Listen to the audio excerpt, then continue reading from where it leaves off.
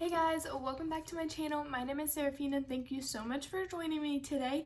Today's video is going to be a little bit different than what I normally do. I usually try to keep it makeup, beauty, haul related, but today we are going to go to hair care. So I thought it would be a good idea to kind of give you guys some tips and tricks to keep your pink hair pink longer. So if you like videos like this, or if this video helped you at all, please make sure to hit the like button down below, and please make sure to hit the red subscribe button before you guys leave, and you can hit the little notification bell and that will notify you of every time I upload. So let's go ahead and get started. So like I said, I normally like to keep my videos super like makeup related, do makeup, review makeup, hauls and stuff like that. But this is something that I turned to YouTube for when I decided to dye my hair pink. I turned to the internet and I turned to YouTube for tips and tricks on how to keep my pink hair pink for longer. So when you dye your hair pink, it is really hard to keep pink. Pink fades so quickly, not just pink, pink, purple, blue, any type of really bright colored hair is gonna fade really quickly. So I hope today that I can share with you guys some things that have helped me to keep my hair pink a little bit longer. So as I'm filming this, this is week 5 of my hair, and as you can tell, it is still very pink. It's gone from more like a neon pink. If you have watched my other videos, it was neon pink, and now it's a more pastel pink, a little bit of peach and rose gold, especially underneath. But for the most part, it's still pink. You can definitely still tell that I have pink hair. And so this is going on week 5, or this is week 5 of me having pink hair when I'm filming this, and then when I put it up, it'll probably be week 6 or 7. And you can tell I definitely have a couple more weeks in there. And it really just depends what type of pink you want your hair. So if you want it to stay neon, then it's not going to be neon for very long, maybe 2 or 3 weeks. If you want it to be pastel, then yes, it will stay pastel probably a little bit longer, because you got to go through that little bit of neon stage before you can get to the pastel. So let's go ahead and get started on some of the tips and tricks. The first thing I have is the more you wash your hair, the more your hair is going to fade. There's 3 things that colored hair does not like, and that is water, heat, and shampoo. So the more you wash your hair, the more you put water on your hair, the more your hair is going to fade. Every single time I wash my hair, pink comes out of it. So my number 1 tip is wash your hair less. I wash my hair 1 time a week. A lot of people think that's gross. A lot of people think it's nasty that I do that, but that is what I have been doing for years, is washing my hair once a week. It works for me, it works for my hair, and I've actually had cosmetologists tell me that I should not wash my hair more than that. So everyone's hair is a little bit different. Everyone's scalp is different. So it's not going to work for everyone. It's not going to be realistic for everyone to wash your hair once a week. But for me it is, and that has really helped, because like I said, every time I wash it, pink does continue to come out in the water. So you kind of have a cuticle around your hair and it wraps your hair. When you expose your hair to heat, that cuticle opens so that color can fade, and when you keep that cuticle is like cold or exposed to cold temperatures, the cuticle kind of shrinkens up or tightens up so that the color cannot easily fade. So the first thing, like I said, is washing your hair less. Try once a week. Some things that might help you make your hair last is dry shampoo, and I'll show you a couple that I like to use. Okay, so these are the 2 dry shampoos that I like to use. So if I'm on day 5, 6, or 7, I usually try to incorporate some type of dry shampoo, because back here my hair starts to look a little bit greasy and my hair doesn't like to cooperate as well. So this is the Drybar Detox Clear Dry Shampoo. This is a mini version of it. This smells so good, and it really is a good daytime dry shampoo. And what I mean by that is it doesn't leave a white cast on your hair. It doesn't leave your hair feeling, some dry shampoos can leave your hair feeling a little bit stiff or sticky, like you have product in it. This does not. This is a really, really good dry shampoo. Now, this is one of my favorites. This is by Lush. It's the No Drought Dry Shampoo, and as you can tell, it is not a spray. It is like a baking soda type, like an actual powder. This one is really good to use at night, and I say that because it's going to leave a white cast.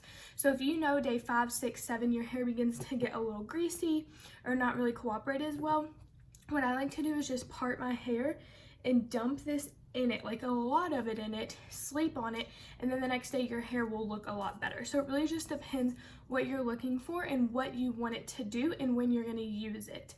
And also, sorry about the lighting, my main light is still out, so I'm kind of having to use natural light, a lamp, and all that, so the lighting's a little weird.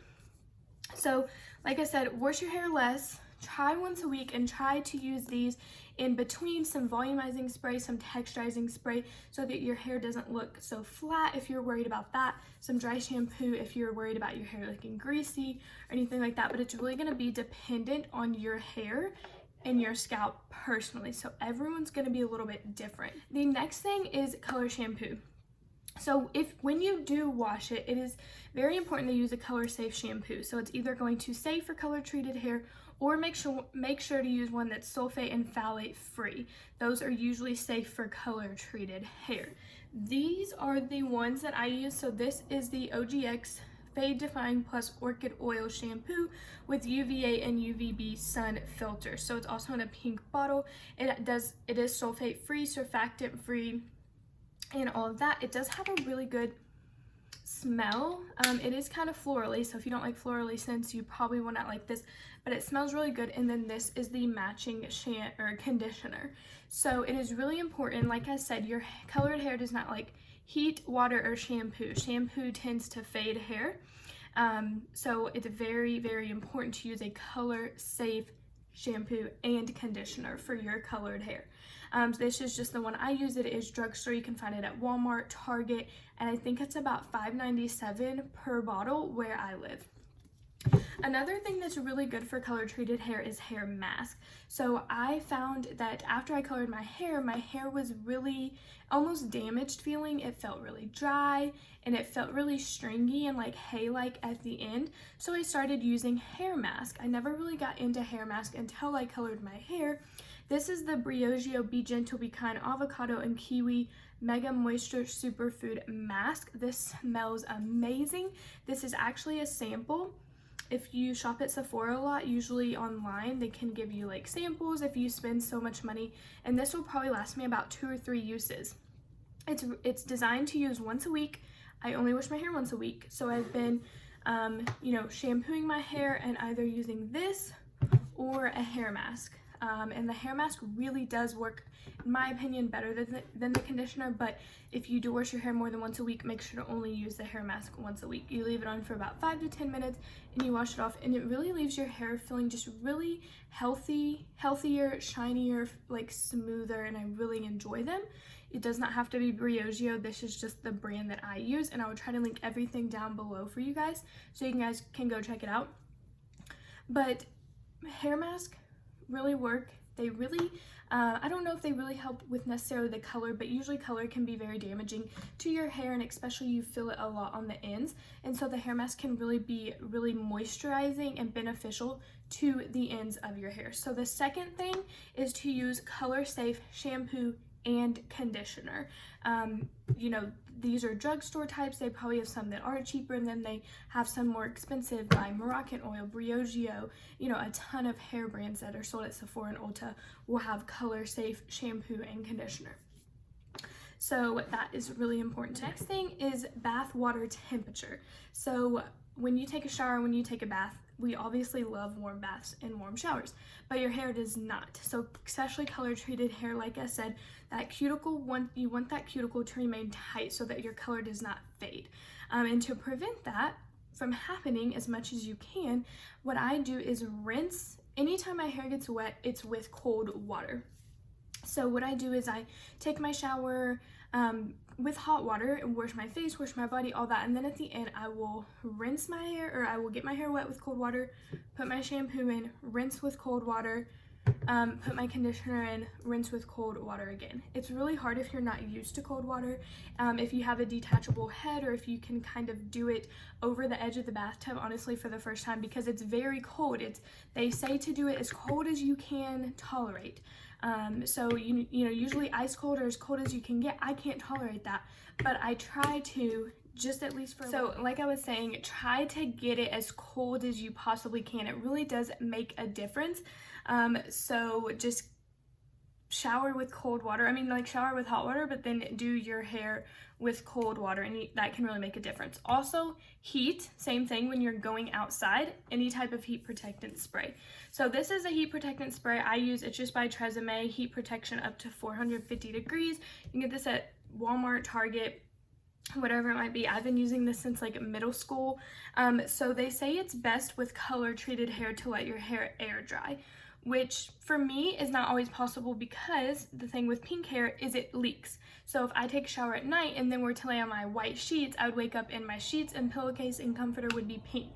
So if you can, let your hair air dry, because that's going to prevent any extra unnecessary heat from getting on it. But I have been having to blow dry it. I just make sure to use a heat protectant spray on every layer that I blow dry my hair. This is just an extra precaution to take because, once again, color escapes through heat. So this is just anytime I blow dry, straighten, curl my hair, I always make sure to use a heat protectant spray, and this is just the one that I prefer. Also, I'm in the sun a lot, so we go to the lake every weekend. I'm in the sun all the time, so once again, that's heat. So there's this thing, and it's kind of like a hair SPF, which when I read about it, I was like, there's no way, like that's a gimmick, that's so silly. But I went to Sephora, and Moroccanoil actually makes one. So it's the Moroccanoil Protect and Prevent Spray for color treated hair. It says prevents color fade, UV, and pollution protection. And if you remember, our shampoo also was UVA, UVB protection. So this, all I do is I spray it on my hair. This is also a heat protectant, so like I don't think you would necessarily need both, but this one is pretty expensive compared to this one, so I wouldn't just get this for the heat protectant. But if you're in the sun a lot, if you go to the lake, the beach, whatever it might be, I would definitely try this out. So what I do is I just kind of like, when I like if my hair's up, I'll put it up and then spray it. If it's down, I'll just kind of spray it, make sure to really get it really good. It does have a unique smell. It doesn't smell bad, it smells pretty good, but it's just like a unique smell. It's not like coconut or vanilla. I don't really even know how to describe it. But it does smell good. It's not like a nasty smell or anything. And the lady at Sephora actually said that she sprays it on her hair before she straightens it, just to add some extra shine. So I actually did that today, and I've been doing it, and I really enjoy this spray. Like I said, it is a little bit more pricey, but for me, I paid a lot to dye my hair pink, so I want to keep it pink as long as I can. So yeah, you can get this. I don't know if any other brands make it. I honestly just went to Sephora, and this was the only one that I could find that was like specifically to prevent color fading from the sun. So I call it my hair SPF because that's pretty much what it is. Like I said, it has a really fine mist, and it's really nice, so it can just like really coat your hair evenly. And I really like it. Like I said, if I know I'm going on the boat, if I know I'm going outside, I'll just quickly spray it on my hair. One, it leaves it kind of like gives a nice shine to it, protects it, and it smells really nice. So that is another thing that I like to use just to protect my hair from the heat. So I think that's the major things that I have. One, don't wash your hair as much, or try not to wash your hair, and try to take advantage of dry shampoos and stuff like that. 2, use color safe shampoo and conditioners, and try to use some hair mask on your hair. 3, use cold water to rinse your hair out. I know that sounds really like ugh, especially if you love a hot shower like I do, but try to use that cold water to your advantage. And 4, heat protection. Heat protection when you're using blow dryers, curling iron straighteners, but also heat protection when you're out in the sun. So I hope this was useful for you guys. Like I said, I will link everything down below. I hope this was useful for you guys because, like I said, I wish there was a video like this when I went to dye my hair pink. That's why I'm making this video. So hopefully that I can help somebody else on their pink hair journey. I also encourage everyone to have pink hair. I love my pink hair.